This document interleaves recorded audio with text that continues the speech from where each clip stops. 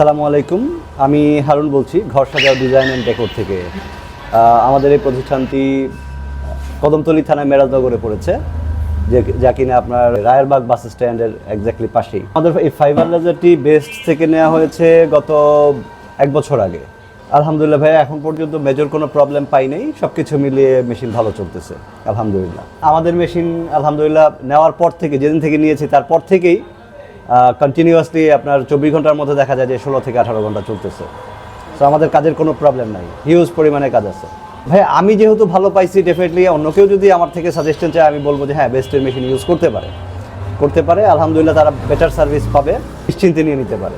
কোনো সমস্যা আমার কাছে মনে হয় না যে আছে, আমি যেহেতু সমস্যা পাইনি।